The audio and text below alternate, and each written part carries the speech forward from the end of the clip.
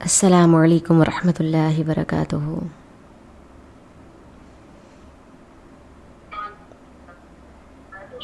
وعلیکم السلام ورحمۃ اللہ وبرکاتہ۔ کیا حال ہے؟ سب ٹھیک ہے؟ اللہ تعالیٰ آپ سب پر اپنا فضل اور رحمت جو ہے وہ برسائے رکھے۔ چلے کرتے ہیں سٹارٹ۔ آج ہمارا سورہ کوثر پر چوتھا لیکچر ہے۔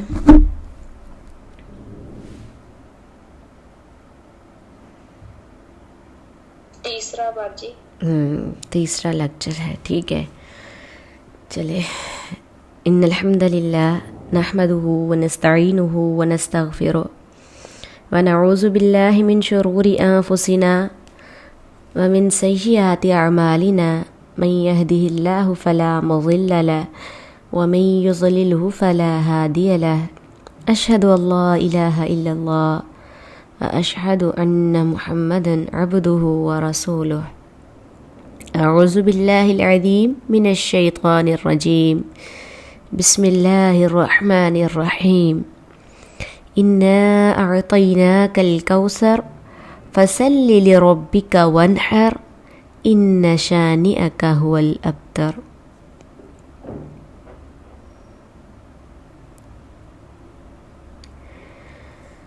اللہ تعالیٰ کا ہم پر بڑا خصوصی کرم اور فضل ہے کہ اللہ تعالیٰ نے ہمیں دین کے کام کے لیے، دین پھیلانے کے لیے، دین سننے کے لیے چن رکھا ہے۔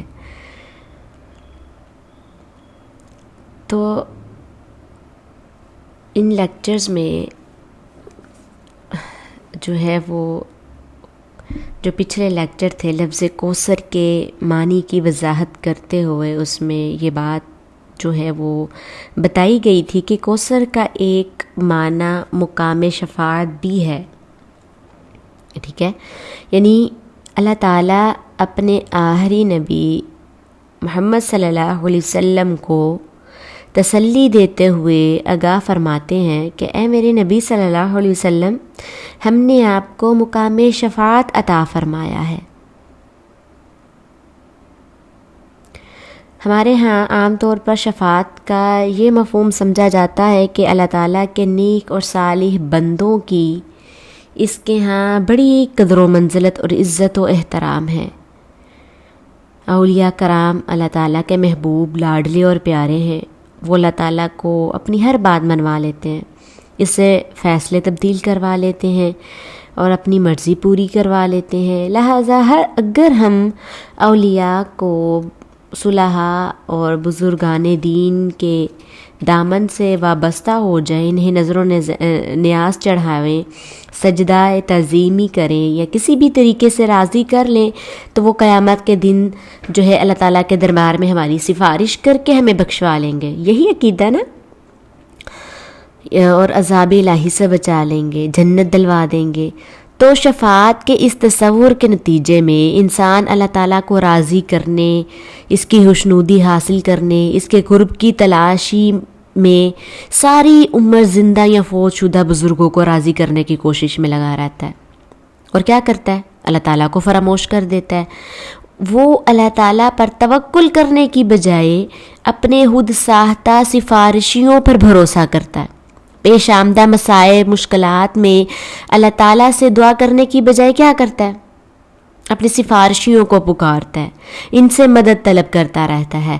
ایسا امیدوار سے شفاعت اللہ تعالیٰ کی ناراضگی، غضب اور غصہ ڈرانے کی بجائے اپنے مقرر کردہ سفارشیوں سے خوف کھاتا ہے، اور خود کو اللہ تعالیٰ کے احسان اور فضل و کرم کا محتاج سمجھنے کی بجائے ان سفارشیوں کی نظر کرم کا محتاج رہتا ہے۔ ایسا انسان اپنے شفیع کو اللہ کی صفات سے متصف کرنے کے بعد اسے اپنے تمام معاملات کا مالک و مختار جو ہے وہ جان کر شرک کا ارتکاب کرتا ہے، اور اللہ تعالیٰ کی رضا کے حصول کی خاطر کثرت سے نیک اعمال کرنے کی بجائے خود ساختہ سفارشیوں پر اعتماد کر کے اعمال صالحہ کی انجام دہی میں سستی، کاہلی، بے توجہی کا مظاہرہ کرتا ہے، بے عملی کی زندگی گزارتا ہے۔ ایسا ہی ہے نا. اب لفظ شفاعت جو ہے وہ کس سے ہے؟ لفظ شفاعت شفیع سے اخذ کیا گیا ہے، جس کا معنی دو چیزوں کو آپس میں ملانا، جوڑنا، جفت بنانا ہے. اور شرعی اصطلاح میں، اصلاحی شریعت میں، قیامت کے دن کسی گنہگار شخص کی مغفرت اور بخشش کے لیے دربار الہی میں کسی نبی، ولی، فرشتے یا کسی دوسرے کی سفارش کو شفاعت کہا جاتا ہے. قیامت کے دن شفاعت کی ابتدا رسول اللہ صلی اللہ علیہ وسلم سے ہوگی. اس ابتدائی شفاعت کو کیا کہتے ہیں؟ شفاعت عظمیٰ یا شفاعت کبریٰ کہا جاتا ہے. اب آپ دیکھیں، دنیا میں کسی شخص کے جائز کام کے لیے سفارش کرنا نیکی، اجر و ثواب کا کام ہے. جیسا کہ سیدنا معاویہ بن ابی سفیان رضی اللہ عنہما سے روایت ہے کہ رسول اللہ صلی اللہ علیہ وسلم نے فرمایا، اشفعوا تؤجروا، اچھی سفارش کرو تمہیں اس کا اجر دیا جائے گا. تو قرآن کریم نے سفارش کی دو قسمیں بیان کی ہیں، اچھی سفارش اور بری سفارش.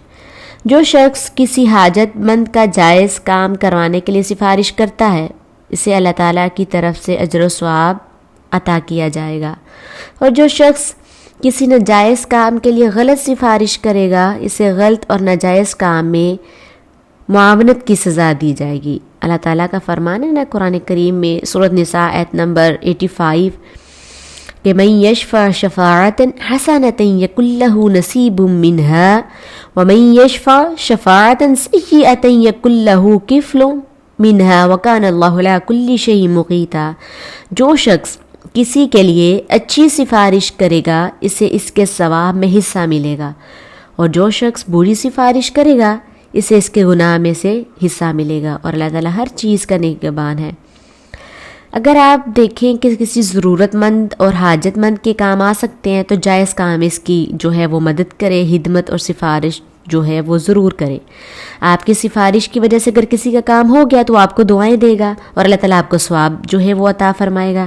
تو اگر بالفرض آپ کی کوشش اور سفارش کے باوجود کام نہ ہوا تو پھر بھی اللہ تعالیٰ کی طرف سے اجر دیا جائے گا. مگر کسی ناجائز، غلط اور نامناسب کام کے لیے کسی کی سفارش اور مدد ہرگز نہ کیجیے. اگر آپ نے ناجائز کام کی سفارش کی تو آپ گناہگار ہوں گے اور اللہ تعالیٰ کی طرف سے سزا کے مستحق ٹھہریں گے. اللہ تعالیٰ کے ارشاد ہے نا قرآن پاک میں سورۃ مائدہ آیت نمبر 2 میں، تعاونوا علی البر والتقوی ولا تعاونوا علی الاثم والعدوان، نیکی اور تقوی کے کاموں میں ایک دوسرے سے تعاون کرو اور گناہ اور سرکشی میں ایک دوسرے کی مدد نہ کرو. تو اللہ تعالیٰ ہم سب کو نیکی کے کاموں میں ایک دوسرے کی معاونت کرنے کی توفیق عطا فرمائے. تو سب سے پہلے بات کرتے ہیں یہودیوں کا عقیدہ شفاعت کیا ہے. آپ کو پتہ نا قرآن پاک میں آپ نے شاید ترجمے میں آپ نے سنا ہے کہ یہودی جو تھے وہ اپنے آپ کو بہت بڑا سمجھتے تھے، دوسروں سے ممتاز، اعلیٰ گردانتے تھے. ان کا دعویٰ تھا کہ ہم پیغمبر زادے ہیں، یعنی ہمارا گھرانہ اللہ تعالیٰ کا خاص کنبہ ہے. ہمارے خاندان میں بڑے بڑے جو ہیں وہ انبیاء اور سلاطین گزرے ہیں، وہ سب اللہ تعالیٰ کے محبوب اور برگزیدہ پیغمبر جو تھے وہ بندے تھے.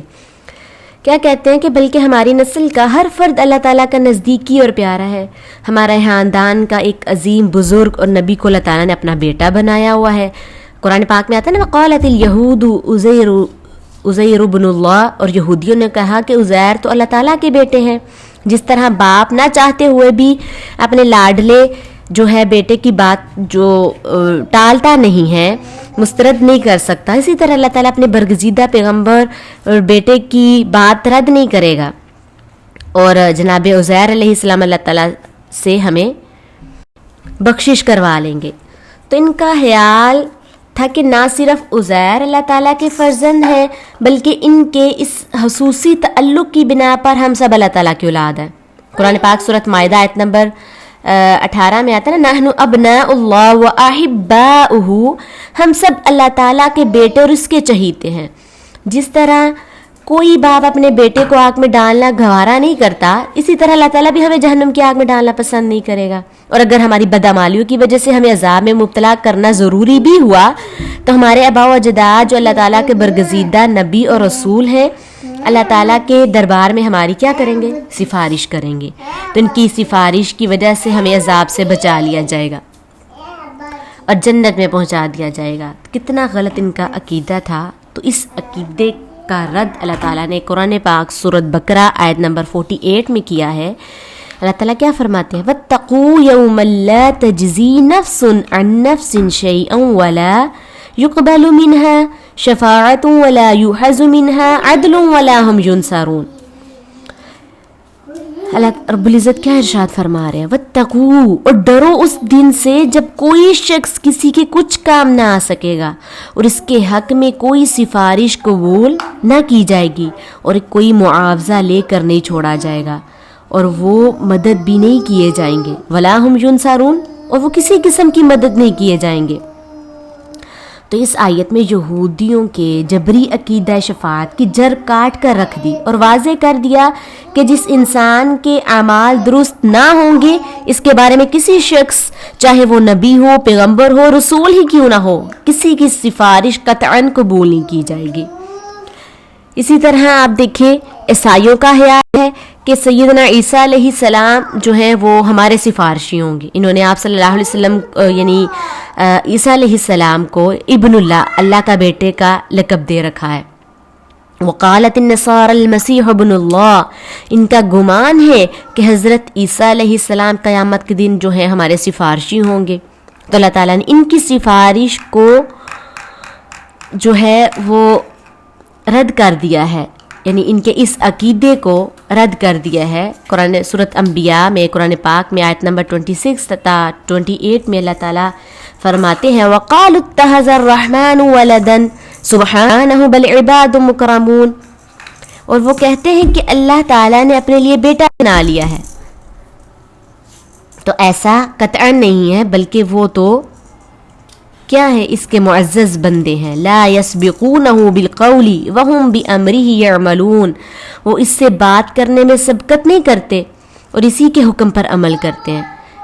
يعلم ما بين أيديهم وما خلفهم ولا يشفعون إلا لمن ارتضى وهم من خشيته مشفقون.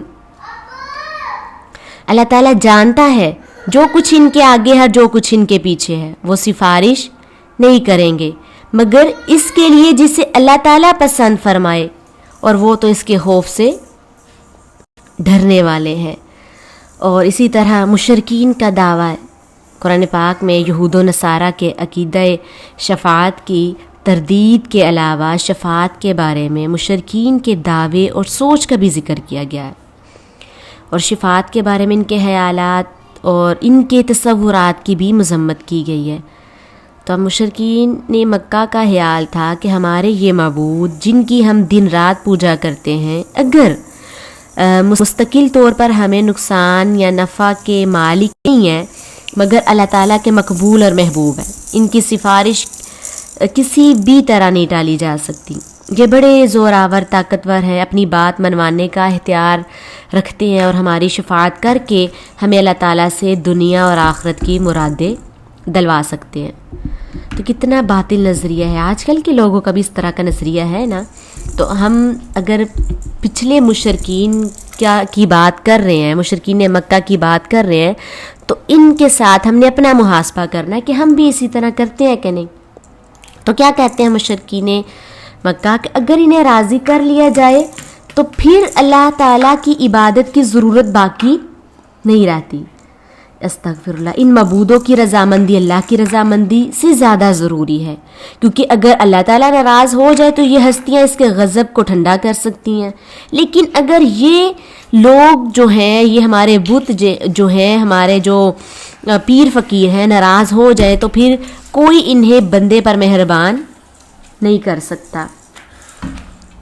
تو اللہ تعالیٰ نے قرآن پاک میں مشرکین کے اس عقیدہ باطلہ کی بھی تردید فرمائی. سورۃ زمر آیت نمبر 43 اور 44 میں اللہ تعالیٰ فرماتے ہیں ام اتخذوا من دون اللہ شفعاء قل اولو كانوا لا يملكون شيئا ولا يعقلون، کیا اللہ تعالیٰ کے علاوہ ان لوگوں نے دوسروں کو سفارشی بنا رکھا ہے؟ قل کہہ دیجئے اے نبی، فرما دیجئے وَلَوْ كَانُوا لَا يَمْلِكُونَ شَيْئًا وَلَا يَعْقِلُونَ، کیا وہ سفارش کریں گے جو کسی چیز کے مالک نہ ہو اور عقل و شعور نہ رکھتے ہوں؟ قُلْ لِلَّهِ الشَّفَاعَةُ جَمِيعًا لَهُ مُلْكُ السَّمَاوَاتِ وَالْأَرْضِ ثُمَّ إِلَيْهِ تُرْجَعُونَ، تو اے نبی آپ فرما دیجئے کہ تمام قسم کی سفارش، تمام قسم کی شفاعت صرف اللہ تعالیٰ کے اختیار میں ہے، وہی آسمانوں اور زمین کی ہر شے کا مالک ہے، پھر تم سب اسی کی طرف لوٹ کر جاؤ گے۔ تو یہ آیت جو ہے اس بات پر، اس امر پر شاہد ہے کہ اللہ تعالیٰ کسی کی سفارش کو قبول کرنے سے پورا کرنے کا پابند نہیں ہے، بلکہ روز حشر شفاعت کا حق صرف اسے ہی ملے گا جسے اللہ تعالیٰ خود اجازت اور حکم فرمائیں گے۔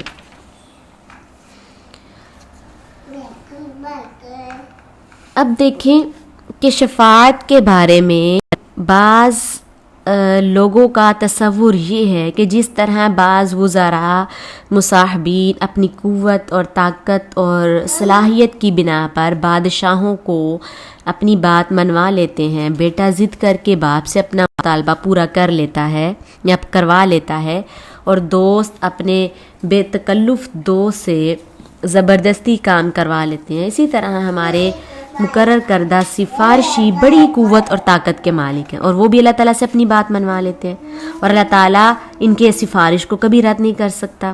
اس قسم کی جبری سفارش کا تصور سراسر غیر اسلامی ہے، جاہلانہ ہے، احمقانہ ہے، اور آج کے دور میں بھی بڑے اس طرح کے جاہل لوگ ہیں، بڑے احمق لوگ ہیں جن کا یہ نظریہ اور عقیدہ ہے۔ اس قسم کا خیال کرنے والے لوگوں نے اللہ تعالیٰ کی بادشاہی کو دنیا کے نظام بادشاہی جیسا سمجھ رکھا ہے کہ جس طرح دنیا کا کوئی بادشاہ اپنے کسی مقرر کی سفارش ماننے پر مجبور ہو جاتا ہے، تو اسی طرح اللہ تعالیٰ بھی بعض ہستیوں کی سفارش کو تسلیم کرنے پر مجبور ہو جاتا ہے۔ تو ایسے نادان، کم عقل، کم فہم لوگ یہ بات سمجھنے کی کوشش نہیں کرتے کہ دنیاوی بادشاہ تو اپنے وزیروں، مشیروں، مصاحبوں کی بغاوت اور سازش، ناراضگی کے ڈر سے ان کی سفارش جو ہے ماننے پر مجبور ہوتے ہیں، کیونکہ انہیں ملکی نظام چلانے کے لیے وزیروں، مشیروں، افسروں، مصاحبوں کی ضرورت ہوتی ہے، مگر اللہ تعالیٰ کو تو نہیں نا کسی کی ضرورت، وہ تو قادر مطلق ہے، مدبر کائنات ہے، اسے کسی کام کے لیے کسی کی مدد اور تعاون کی قطعاً کوئی ضرورت نہیں، اور اسے اپنی مخلوقات کی طرف سے کسی قسم کی بغاوت کا کوئی خطرہ نہیں ہے، اس لیے وہ کسی کی سفارش کو قبول کرنے کے پابند اور کسی قسم کی شفاعت ماننے پر مجبور نہیں۔ تو جبری شفاعت کا تصور در حقیقت شرک کا ایک بہت بڑا سبب ہے۔ تو قرآن کریم میں بہت ساری مقامات پر مشرکانہ، کافرانہ یہودیوں کا عقیدہ شفاعت کی واضح الفاظ میں تردید کی گئی ہے، اور بار بار یہ بات بیان کی گئی ہے کہ کائنات میں ہر چیز کا مالک کون ہے؟ خالق، حاکم، رازق بلا شرکت اللہ تعالیٰ ہے۔ انبیاء، صلحاء، شہداء سمیت ہر شخص اس کا محتاج ہے۔ دنیا کی تمام برگزیدہ ہستیاں اس کے سامنے عاجز اور بے بس ہیں۔ دنیا کے تمام لوگ اس کے سامنے جو ہے وہ جھکنے والے ہیں، اس کے سامنے سجدہ ریز ہونے والے ہیں۔ تو ہمارا یہ عقیدہ ہونا چاہیے کہ صرف اور صرف مالک ہماری زندگیوں کا کون؟ اللہ تعالیٰ ہے۔ تو اگر شفاعت کوئی کر سکے گا تو وہ بھی اللہ تعالیٰ کی اجازت سے۔ محمد صالح چپ۔ اسلام جہاں مشرکین، یہودیوں اور نصارہ کے عقیدہ شفاعت کی تردید کرتا ہے نا، وہاں صحیح عقیدہ شفاعت کی تائید بھی فرماتا ہے۔ اب آپ دیکھیں، جو پچھلی باتیں جو آپ نے سنی ہیں اس کا قطعاً مفہوم یہ نہیں ہے کہ قرآن مجید ہر قسم کی شفاعت کی نفی کرتا ہے، بلکہ قرآن کریم تو حقیقی شفاعت کا اثبات کرتا ہے، لیکن اسلامی شفاعت دنیا کے درباروں میں ہونے والی سفارش سے مختلف ہے۔ قرآن و سنت میں شفاعت کے تمام پہلو بیان کیے گئے ہیں کہ اسلامی تعلیمات کے مطابق اللہ تعالیٰ قیامت کے دن انبیاء، صلحاء، علماء، شہداء اور بعض کچھ ایسے لوگ ہیں جن کو شفاعت کا اعزاز اور شرف عطا فرمائے گا، اور اس کی صورت یہ ہوگی کہ اللہ تعالیٰ جن گناہ گاروں اور خطا کاروں کو معاف فرمانے کا فیصلہ فرمائے گا نا، انہیں ازہد جنت میں لے جانے کی بجائے اپنے بعض محبوب بندوں، مقرب انسانوں اور محسوس فرشتوں کو یہ اعزاز بخشے گا کہ وہ ان کے لیے سفارش کریں اور انہیں جہنم کی بجائے جنت میں لے جائیں، یا بعض گناہ گاروں کے متعلق اجازت دی جائے گی کہ انہیں جہنم سے نکال کر جنت میں لے جایا جائے۔ سیدنا جابر رضی اللہ تعالیٰ عنہ سے روایت ہے کہ رسول اللہ صلی اللہ علیہ وسلم نے فرمایا ان اللہ عز وجل یخرج قوما من النار بالشفاعہ، کہ بے شک اللہ تعالیٰ کچھ لوگوں کو سفارش کے سبب سے جہنم سے نکالے گا۔ تو عقیدے کی یہ بات ضرور آپ ذہن نشین کر لیجئے کہ قیامت کے دن شفاعت کا مقصد اللہ تعالیٰ کے فیصلوں کو بدلنا نہیں ہے، بلکہ اس کی غرض انبیاء، اولیاء، علماء اور شہداء کی عزت افزائی ہے، اور جن برگزیدہ ہستیوں کو شفاعت کی اجازت دی جائے گی وہ اپنی خواہش کے مطابق نہیں بلکہ اللہ تعالیٰ کی مرضی کے مطابق صرف اس گناہ گار کے لیے سفارش کریں گے جس کے لیے اللہ تعالیٰ اجازت فرمائیں گے۔ سورۃ زمر آیت نمبر 44 میں آتا نا قل للہ الشفاعۃ جمیعا، کہ پیغمبر فرما دیجئے کہ ہر قسم کی شفاعت کا مالک صرف اللہ تعالیٰ ہے، ما ذا الذی یشفع عندہ الا باذنہ، یعنی اللہ تعالیٰ کی اجازت کے بغیر کوئی اس کے حضور سفارش نہیں کر سکے گا۔ اب قیامت کے دن، حشر کے دن سب سے زیادہ عزت و احترام اور تکریم نبی صلی اللہ علیہ وسلم کو عطا فرمائی جائے گی، اور نبی صلی اللہ علیہ وسلم کو سب سے پہلا سفارشی ہونے کا بے مثال اعزاز بخشا جائے گا۔ تو آپ ذرا تصور کریں کہ اللہ تعالیٰ شدید غصے کی حالت میں عرش پر مستوی ہوں گے، آدم علیہ السلام سے لے کر نا پوری جو انسانیت ہے قیامت کے دن تک وہاں جمع ہوگی، ہر کوئی تھر تھر کانپ رہا ہوگا۔ انبیاء علیہ السلام بھی جو ہے خوف الہی سے رب نفسی، اے میرے رب مجھے بچا لینا، میرے پروردگار مجھے بچا لینا پکار رہے ہوں گے۔ تو اس صورت میں اگر اللہ تعالیٰ کے غصے کو کوئی چیز ٹھنڈا کرے گی نا تو وہ نبی صلی اللہ علیہ وسلم کی دعا ہوگی۔ تو غور کریں، صحابی رسول ابو سعید خدری سے روایت ہے کہ رسول اللہ صلی اللہ علیہ وسلم نے فرمایا انا سید ولد آدم ولا فخر، میں ساری اولاد آدم کا سردار ہوں اور میں اس پر فخر نہیں کرتا بلکہ اپنے رب کا شکر ادا کرتا ہوں۔ وَأَنَا أَوَّلُ مَنْ تَنْشَقُّ عَنْهُ الْأَرْضُ، قیامت کے دن سب سے پہلے میری قبر کھولی جائے گی اور اس پر بھی میں فخر نہیں کرتا بلکہ شکر کرتا ہوں۔ وَأَنَا أَوَّلُ شَافِعٍ، اور حشر کے دن سب سے پہلا سفارش کرنے والا میں ہوں گا۔ وَأَوَّلُ مُشَفِّعٍ وَلَا فَخْرَ، اور سب سے پہلے میری سفارش قبول ہوگی اور میں اس پر بھی فخر نہیں کرتا بلکہ حقیقت بیان کر رہا ہوں۔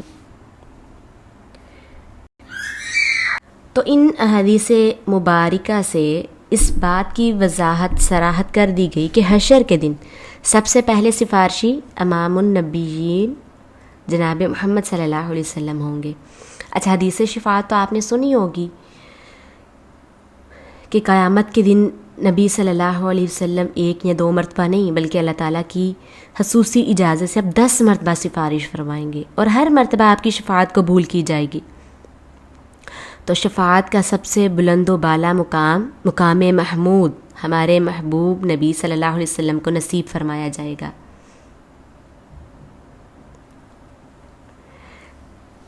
تو ابو ہریرہ رضی اللہ عنہ روایت کرتے ہیں کہ نبی صلی اللہ علیہ وسلم سے مقام محمود کے متعلق سوال کیا گیا تو آپ صلی اللہ علیہ وسلم نے فرمایا ہی شفاعہ، اس سے مراد مقام شفاعت ہی ہے۔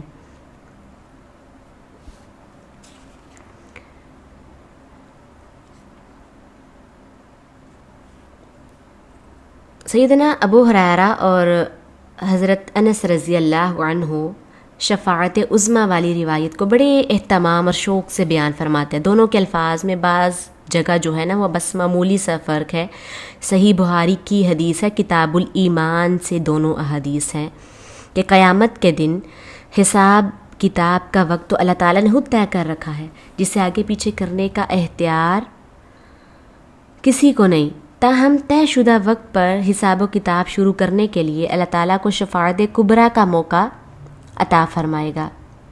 یعنی اللہ تعالیٰ رسول اللہ صلی اللہ علیہ وسلم کو شفاعت کبریٰ کا موقع عطا فرمائے گا، جس کا مقصد زمین و آسمان کے محلوقات پر آپ صلی اللہ علیہ وسلم کی برتری واضح کرنا ہے اور آپ کو سب سے اعلیٰ مقام محمود عطا فرمانا ہے، جس کی تفصیل جو ہے وہ آپ نے خود بیان فرمائی ہے کہ انا سید الناس یوم القیامہ، کہ قیامت کے دن میں پوری انسانیت تمام لوگوں اور ساری اولاد آدم کا سردار ہوں گا. وَهَلْ تَدْرُونَ مِمَّا ذَلِكَ، اور کیا تمہیں معلوم ہے یہ کیسے اور کس لیے ہوگا؟ پھر آپ صلی اللہ علیہ وسلم نے خود ہی وضاحت فرمائی یجمع الناس الاولین والآخرین فی صعید واحد، کہ اس دن تمام اگلے پچھلے لوگوں کو ایک وسیع و عریض چٹیل میدان میں جمع کیا جائے گا. یسمعہم داعی وینفذہم البصر، کہ ایک پکارنے والے کی آواز سب کو سنائی دے گی اور دیکھنے والا سب کو دیکھ سکے گا. یعنی تمام لوگ ایک دوسرے کو نظر آئیں گے اور ایک دوسرے کی بات سن سکیں گے. وتدنو الشمس، سورج قریب آ جائے گا. ایک روایت میں ہے کہ سورج 1 میل کے فاصلے پر ہوگا اور لوگ اپنے اپنے گناہوں کے مطابق پسینے میں شرابور ہوں گے. کوئی ٹہنوں تک، کوئی گھٹنوں تک، کوئی گردن تک، کوئی کمر تک، اور کوئی سارے کا سارا گناہوں کے پسینے میں ڈوبا ہوا ہوگا. فَيَبْلُغُ النَّاسِ مِنَ الْغَمِّ وَالْكَرَبِ مَا لَا يُطِيقُونَ وَلَا يَحْتَمِلُونَ، لوگ انتہائی غم، تکلیف اور پریشانی میں مبتلا ہوں گے اور یہ اذیت ان کے لیے ناقابل برداشت اور ان کی طاقت سے باہر ہوگی. فَيَقُولُ النَّاسُ، تو لوگ آپس میں کہیں گے أَلَا تَرَوْنَ قَدْ بَلَغَكُمْ، دیکھو کیسا سخت اور مشکل وقت آ گیا ہے. أَلَا تَنْظُرُونَ مَنْ يَشْفَعُ لَكُمْ إِلَىٰ رَبِّكُمْ، کہ کوئی ایسا مقبول بندہ نظر نہیں آتا جو تمہارے رب کی بارگاہ میں تمہاری سفارش کرے. فَيَقُولُ بَعْضُ النَّاسِ لِبَعْضٍ عَلَيْكُمْ بِآدَمَ، چنانچہ لوگ آپس میں مشورے کے بعد کہیں گے کہ تمہیں آدم علیہ السلام کے پاس جانا چاہیے اور ان سے سفارش کی درخواست کرنی چاہیے. یہ حدیث بھی کافی بار آپ نے سنی ہوگی کہ لوگ جو ہے وہ آدم علیہ السلام کے پاس آئیں گے، ان کی خدمت میں حاضر ہوں گے، ان سے کہیں گے آدم علیہ السلام انت ابو البشر، آپ پوری انسانیت کے باپ ہیں. خلق اللہ بیدہ، اللہ تعالیٰ نے آپ کو اپنے ہاتھوں سے تخلیق فرمایا ہے اور اپنی طرف سے آپ میں روح پھونکی ہے، فرشتوں کو حکم دیا اور انہوں نے آپ کو سجدہ کیا. وہ اسکنہ کا جنت ہو، اس نے آپ کو اپنی جنت میں رہائش عطا فرمائی. یعنی کہ وہ آدم علیہ السلام کو ان کے اعزازات جو ہیں نا وہ بتائیں گے اور بتانے کے بعد کہیں گے کہ آپ ہماری جو ہے وہ اللہ کے ہاں سفارش کیجئے. تو آدم علیہ السلام فرمائیں گے فَعَصَيْتُهُ، مجھ سے درخت کے قریب نہ جانے کے معاملے میں کوتاہی ہو گئی ہے، اس کوتاہی کی وجہ سے مجھے تو اپنی جان کی فکر ہے. تو وہ کہیں گے نفسی نفسی نفسی، یعنی کہ مجھے اپنی جان کی فکر ہے. یہ الفاظ آدم علیہ السلام 3 بار دہرائیں گے اور فرمائیں گے اذهبوا الى غیری، تو میرے علاوہ کسی اور کے پاس جاؤ. تو کیا کریں گے لوگ؟ نوح علیہ السلام کے پاس آئیں گے. آدم علیہ السلام فرمائیں گے اذهبوا الى نوح، ایسا کرو تم نوح علیہ السلام کے پاس چلے جاؤ. تو سب لوگ جو ہے وہ نوح علیہ السلام کے پاس آئیں گے، ان کو سفارش کے لیے کہیں گے اور کہیں گے نوح علیہ السلام آپ زمین والوں کی طرف سے سب سے پہلے رسول بنا کر بھیجے گے، تو آپ کو اللہ تعالیٰ نے شکر گزار بندے کا خطاب دیا. قرآن پاک میں آتا ہے نا انہ کان عبدا شکورا، سورۃ اسرائیل آیت نمبر 3 میں، کہ اللہ تعالیٰ کے انتہائی شکر گزار بندے تھے. نوح علیہ السلام کے امتیازات جو ہے بیان کرنے کے بعد تمام انسانوں کی طرف سے درخواست کی جائے گی کہ آپ ہمارے لیے جو ہے سفارش کریں. اشفع لنا الی ربک الا تری الی ما نحن فی، آپ ہماری حالت کو دیکھ رہے ہیں کہ لہٰذا آپ اپنے پروردگار کے حضور ہماری سفارش کیجئے. تو نوح علیہ السلام جواب دیں گے کہ آج اللہ تعالیٰ اتنے غصے میں ہے کہ اس سے پہلے کبھی اس طرح غصے میں نہیں آئے، اور آج کے بعد بھی اللہ تعالیٰ کو کبھی اتنا غصہ نہیں آئے گا. مجھ سے دنیا میں کوتاہی ہوئی ہے تو مجھے اپنے بارے میں ڈر ہے تو لہٰذا آپ کسی اور کے پاس جائیں. اذهبوا الی ابراہیم، تم ابراہیم کے پاس چلے جاؤ، ان سے سفارش کی درخواست کرو. یہ میں تھوڑا سا مختصر کر کے بیان کر رہی ہوں. تو جو ہیں لوگ ابراہیم علیہ السلام کے پاس آئیں گے، آ کے بولیں گے یا ابراہیم انت نبی اللہ و خلیلہ من اہل الارض، اے ابراہیم آپ اللہ تعالیٰ کے برگزیدہ نبی اور روئے زمین پر رب العزت کے خلیل ہیں، تو آپ ہماری حالت پر رحم کیجیے اور ہمارے لیے سفارش کیجیے.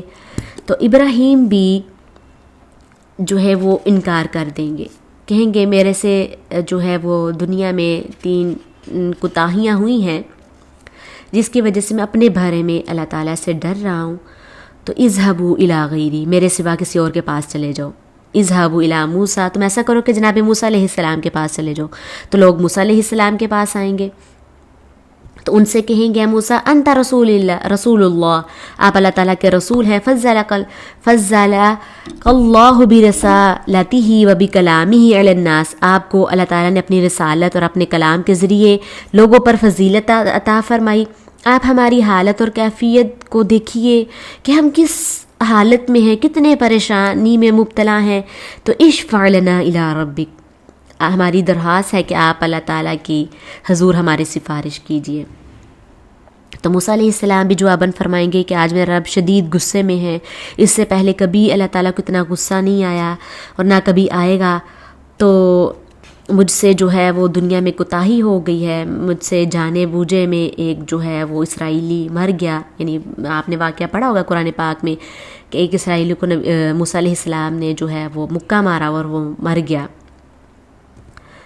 تو اس فعل پر مجھے بہت ندامت ہوئی، تو لہٰذا نفسی نفسی نفسی، مجھے تو اپنی جان کا اندیشہ ہے.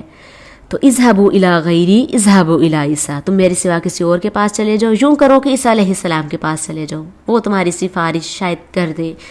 تو عیسیٰ علیہ السلام جو ہے، اب لوگ عیسیٰ علیہ السلام کے پاس حاضر ہوں گے اور کہیں گے یا عیسیٰ انت رسول اللہ و کلمتہ القاها الی مریم و روح منہ وکلمت الناس فی المہدی صبیہ، کہ عیسیٰ علیہ السلام آپ اللہ تعالیٰ کے رسول اور اس کا فرمان ہے جو اس نے سیدہ مریم علیہ السلام کی طرف القاء کیا، اور آپ اس کے طرف سے روح ہیں، اور آپ نے بچپن میں ماں کی گود میں لوگوں سے کلام کی تھی. لہٰذا آپ جو ہیں وہ اشفع لنا الی ربک، ہمارے لیے اپنے رب سے سفارش کیجیے. تو بعض روایات میں آتا ہے کہ سیدنا عیسیٰ علیہ السلام فرمائیں گے کہ میرے بعد عیسائیوں نے مجھے اللہ تعالیٰ کا بیٹا کہنا شروع کر دیا تھا، تو میں ڈرتا ہوں کہ پروردگار کہیں مجھ سے سوال نہ کر لے کہ کیا تم اللہ تعالیٰ یا اس کے بیٹے تھے. اس لیے نفسی نفسی نفسی، یعنی سارے پیغمبروں کا ایک ہی قول ہے نا، سب کہیں گے نفسی نفسی، سب کو اپنی جان کی پرواہ ہوگی. تو مجھے بھی اپنے لیے ڈر ہے. تو اذهبوا الی غیری، تو میرے سوا کسی اور کے پاس چلے جاؤ.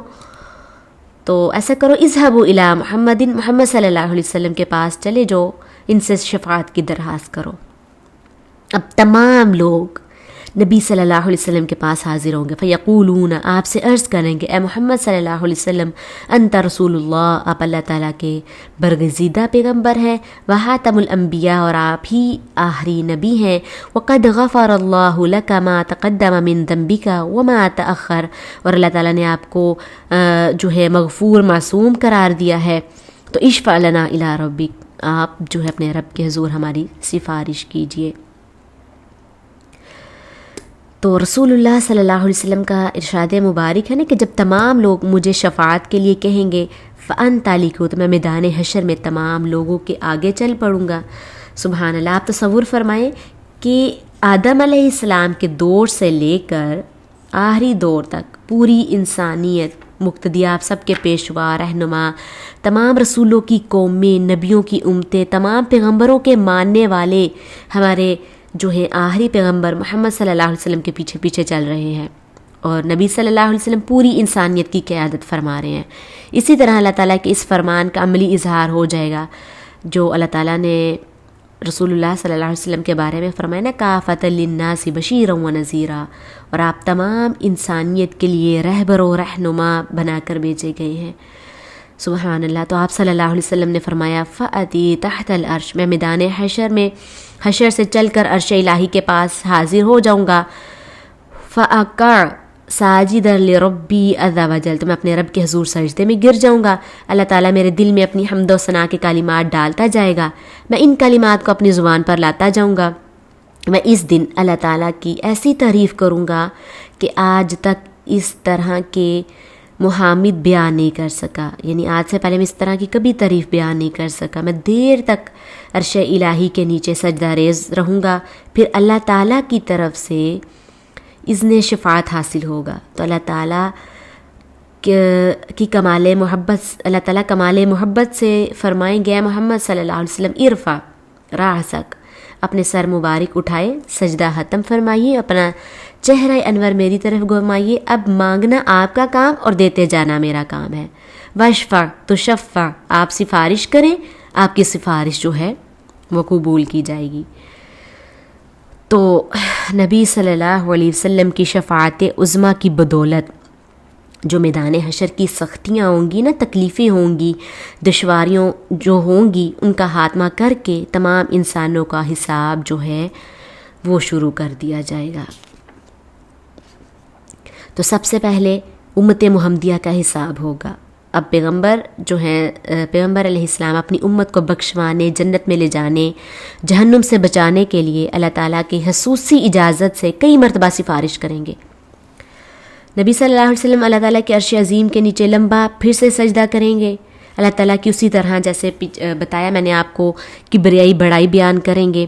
اور پھر اللہ تعالیٰ جو ہے محمد صلی اللہ علیہ وسلم کو حکم دیں کہ اپنا سر جو ہے سجدے سے اٹھائیں، آپ مانگے جو مانگنا چاہتے ہیں، آپ سفارش کریں، ہم آپ کی سفارش قبول کریں گے. تو نبی صلی اللہ علیہ وسلم اپنا سر اٹھائیں گے اور فرمائیں گے امتی امتی، اے اللہ میری امت کو معاف فرما دے. تو آپ صلی اللہ علیہ وسلم کی امت پر مہربانی، شفقت، محبت کا اندازہ فرمائیں کہ 1,24,000 انبیاء علیہ السلام نفسی نفسی پکارے ہیں، مگر آخری نبی محمد صلی اللہ علیہ وسلم امتی امتی کہہ رہے ہیں. تو اللہ تعالیٰ کے آخری رسول جب بار بار اپنی امت کا نام لیں گے تو اللہ تعالیٰ کی طرف سے حکم ہوگا، اے محمد صلی اللہ علیہ وسلم ادخل من امتی کا من لا حساب الی من الباب الایمن من ابواب الجنہ، اپنی امت میں سے ان لوگوں کو جن پر کوئی حساب نہیں، جنت کے دائیں دروازے سے داخل فرما لیجئے.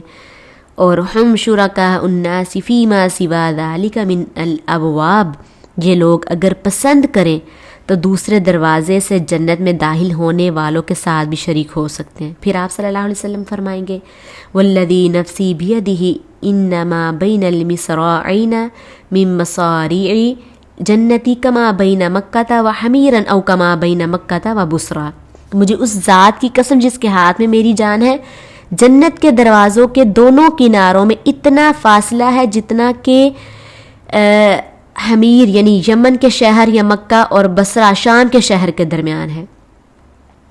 تو اب اس حدیث مبارکہ سے واضح ہو گیا کہ نبی صلی اللہ علیہ وسلم کی سفارش سے آپ کی امت کے بعض لوگوں کو بغیر حساب ہی جنت میں داخل کر دیا جائے گا. بعض بغیر حساب جنت میں داخلے کا شرف حاصل کرنے والوں کی تعداد اور اوصاف جو ہے انشاءاللہ ہم نیکسٹ لیکچر میں بیان کریں گے. ابھی ہم شفاعت نبی صلی اللہ علیہ وسلم جس کے بارے میں سفارش کریں گے اس کے بارے میں بتاتی ہوں. آج تھوڑا لیکچر لمبا ہو گیا ہے تو سفارش کی بات چل رہی ہے. اب ہم دیکھتے ہیں کہ نبی صلی اللہ علیہ وسلم کس کس کے حق میں سفارش کریں گے. تو آپ سننا چاہیں گے کہ نیکسٹ لیکچر میں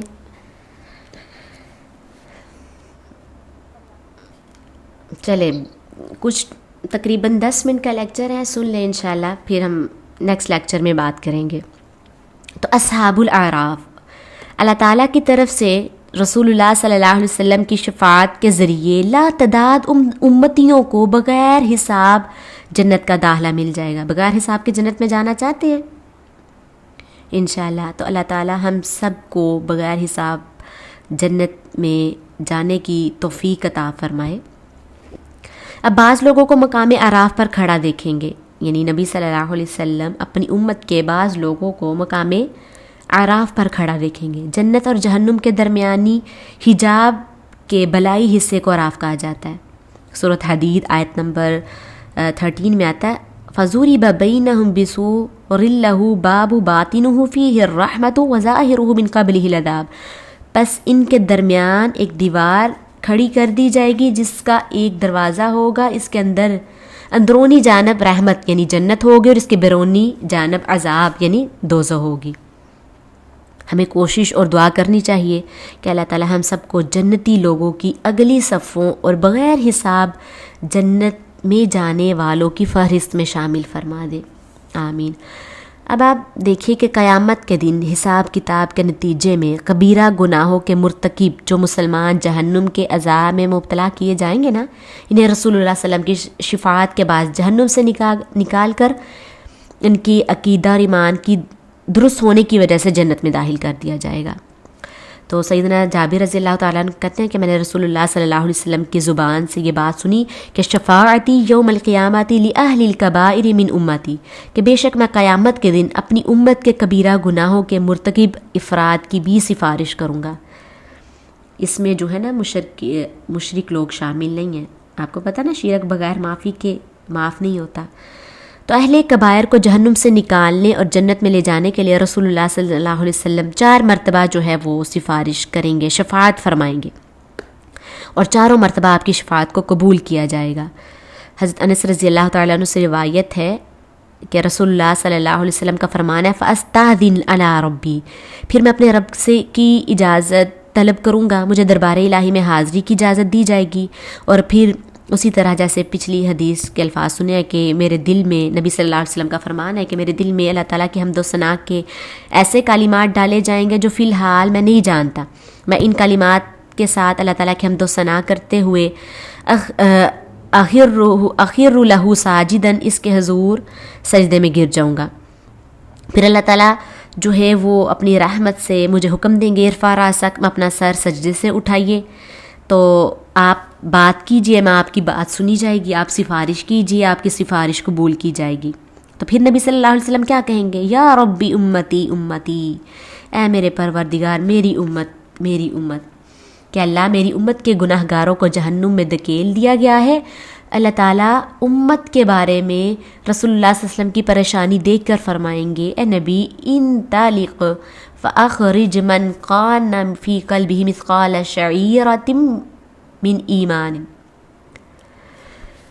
کہ جاؤ اور اپنی امت کے ایسے لوگوں کو جہنم سے نکال لاؤ جن کے دل میں جو کے دانے کے برابر بھی ایمان ہے۔ سبحان اللہ، اللہ کے رسول جہنم کے دروازے پر آئیں گے اور ایسے لوگوں کو جہنم میں آگ سے نکال کر نعمتوں بڑی جنت میں داخل فرما دیں گے۔ پھر دوسری دفعہ پھر اللہ کے دربار میں حاضر ہوں گے، پھر اسی طرح سجدے میں گریں گے، اللہ تعالیٰ کے حمد و ثنا بیان کریں گے۔ اسی طرح اللہ تعالیٰ فرمائیں گے ارفع راسک کل تسمع سل توڑتا وشفع تشفع، کہ آپ سفارش فرمائیے قبول کی جائے گی۔ تو پھر نبی صلی اللہ علیہ وسلم اپنی امت کے بارے میں فرمائیں گے یا ربی امتی امتی، تو پھر اللہ تعالیٰ کیا فرمائیں گے فاخرج من کان فی قلبہ مثقال ذرۃ او خردل من ایمان، کہ جائیے اپنی امت کے ایسے لوگوں کو جہنم سے نکال آئیے جن کے دل میں رائی کے برابر ایمان ہے۔ تو نبی صلی اللہ علیہ وسلم جائیں گے اور فوراً جو ہے ان لوگوں کو نکالیں گے جن کے دل میں رائی کے برابر بھی ایمان ہے، ان کو جہنم سے نکال لیا جائے گا۔ پھر تیسری بار اللہ تعالیٰ کے حضور جو ہے وہ حاضر ہوں گے، سجدہ ریز ہوں گے، پھر جو ہے وہ دعا کریں گے، پھر اللہ تعالیٰ کی رحمت جو ہے وہ جوش میں آئے گی اور بولیں گے کہ اے میرے نبی بتائیے، کیجئے سفارش۔ پھر نبی صلی اللہ علیہ وسلم یا ربی امتی امتی کہیں گے، پھر اللہ تعالیٰ جو ہے وہ فرمائیں گے کہ میرے رسول انطلق فاخرج من کان فی قلبی ادنا مثقال حبۃ من خردل من ایمان فاخرجہ من النار، کہ آپ تشریف لے جائیے جن لوگوں کے دل میں رائی کے دانے کے تیسرے حصے کے برابر بھی ایمان ہے، انہیں بھی جہنم سے نکال لیجئے۔ تو آپ صلی اللہ علیہ وسلم کا ارشاد ہے کہ فَأَنْطَلِقُ فَأَفْعَلُ، میں جاؤں گا اور ایسے لوگوں کو جہنم سے نکال کر جنت میں پہنچا دوں گا۔ پھر آپ چوتھی مرتبہ دوبارہ جو ہے اللہ تعالیٰ کے دربار میں حاضری دیں گے اور اسی طرح حمد و ثنا کریں گے، سجدہ کریں گے۔ پھر اللہ تعالیٰ آپ کو سر اٹھانے کے لیے کہیں گے اور اپنا سوال دہرانے کے لیے کہیں گے کہ آپ فرمائیے، شفاعت فرمائیے، تو آپ عرض کریں گے یا اللہ ابھی کچھ لوگ جہنم کی آگ میں جلے جا رہے ہیں، تو اللہ تعالیٰ فرمائیں گے کہ میرے محبوب اب آپ کی سفارش کی کوئی ضرورت نہیں، وعزتی وجلالی وکبریائی وعظمتی، مجھے اپنی عزت جلالت کبریائی اور عظمت کی قسم، لا اخرجن من قال لا الہ الا اللہ، جس نے بھی لا الہ الا اللہ پڑھ کر میری توحید کا اقرار کیا ہوگا میں اسے ضرور جہنم سے نکال دوں گا۔ اب آپ دیکھیں احادیث کے مطالعہ سے یہ بات واضح ہوتی ہے کہ قیامت کے دن اللہ تعالیٰ کے آخری رسول صلی اللہ علیہ وسلم اپنے گناہ گار امتیوں کی بخشش، مغفرت اور جہنم سے آزادی کے لیے سفارش کے علاوہ اہل جنت کے لیے بلند درجات کی بھی سفارش کریں گے، اور اللہ تعالیٰ آپ کی شفاعت کو قبول فرما کر جنتیوں کے درجات بلند فرمائیں گے۔ آپ صلی اللہ علیہ وسلم کے صحابی انس رضی اللہ تعالیٰ عنہ سے روایت ہے، رسول اللہ صلی اللہ علیہ وسلم نے فرمایا انا اول شفیع فی الجنہ، جنت میں پہلا سفارشی ہوں گا، بلکہ حقیقت یہ ہے کہ رسول اللہ صلی اللہ علیہ وسلم کی سفارش کے بغیر تو جنت کا دروازہ بھی نہیں کھل سکے گا۔ تو انس رضی اللہ عنہ روایت کرتے ہیں کہ آپ صلی اللہ علیہ وسلم نے فرمایا اتی باب الجنہ، میں جنت کے دروازے پر آؤں گا، فاستفتح، میں تو اسے کھولنے کا مطالبہ کروں گا، فیقول الحاضن، جنت کے دروازے پر موجود جو محافظ ہے، نگران ہے، دربان جو دروازے کے اندر سے سوال کرے گا، پوچھے گا من انتا، تم کون ہو جو جنت کے دروازے کو کھولنے کے تقاضا کر رہے ہو؟ فاقول محمد، میں کہوں گا میرا نام محمد صلی اللہ علیہ وسلم ہے۔ فیقول، جنت کے دروازے پر مامور جو فرشتے ہیں نہایت ادب سے عرض کریں گے بیکا امرت اللہ افتح لاحد قبلک، مجھے آپ ہی کے بارے میں حکم دیا گیا تھا کہ جب تک آپ تشریف نہ لائیں آپ سے پہلے کسی کے لیے جنت کا دروازہ نہ کھولوں۔ سبحان اللہ۔ اب آپ دیکھیے کہ آپ نے اس پورے لیکچر میں جن کے بارے میں شفاعت کی جائے گی کون کون سے لوگ ہوں گے، کس کے بارے میں آپ نے سنا؟ حساب، پہلے نمبر پر حساب کے آغاز کی حیثیت تمام انسانوں کے لیے شفاعت، یعنی شفاعت عظمیٰ۔ پھر دوسرے نمبر پہ اپنی امت کے ان گنت لوگوں کو بغیر حساب جنت میں لے جانے کے لیے شفاعت۔ تیسرے نمبر پہ اصحاب الاعراف کے داخلہ جنت کی سفارش۔ پھر چوتھے نمبر پہ کن کی سفارش؟ ایسے گناہ گار امتی جن کے دل میں جو کے دانے کے برابر ایمان ہوگا۔ پھر پانچویں نمبر پہ جن ہتاکاروں کے دل میں رائی کے برابر ایمان ہوگا انہیں جہنم سے نکلوانے کے لیے سفارش۔ پھر چھٹے نمبر پر جن لوگوں کے دل میں رائی کے تیسرے حصے کے برابر بھی ایمان ہوگا انہیں جہنم سے آزادی دلانے کی سفارش کی جائے گی۔ ساتویں نمبر پہ جنہوں نے کلمہ طیبہ پڑھ کر اقرار توحید کیا ہوگا انہیں جنت میں لے جانے کی سفارش ہوگی۔ آٹھویں نمبر پر اہل جنت کے درجات کی بلندی کی سفارش، اور نویں نمبر پر جنت کا دروازہ کھلوانے کے لیے سفارش ہوگی، اور 10ویں نمبر پر جن کافروں نے آپ صلی اللہ علیہ وسلم پر دنیا میں کوئی احسان کیا ہوگا ان کے عذاب میں تخفیف کی سفارش۔ مجھے ایک حدیث ذہن میں آئی، ابو سعید سے روایت ہے کہ رسول اللہ صلی اللہ علیہ وسلم نے اپنی شفاعت کے اثرات اور برکات کا تذکرہ کرتے ہوئے فرمایا میرے چچا ابو طاب کو لعلہ تنفعہ شفاعتی یوم القیامت فیجعل فی زحزاح من النار، امید ہے کہ ان کے قیامت کے دن میری سفارش نفع دے گی، اسے ہلکی آگ میں رکھا جائے گا، یعنی ان کے چچا کو تو آگ سے نکالا نہیں جائے گا لیکن عذاب میں تھوڑی سی تخفیف کر دی جائے گی، ٹھیک ہے۔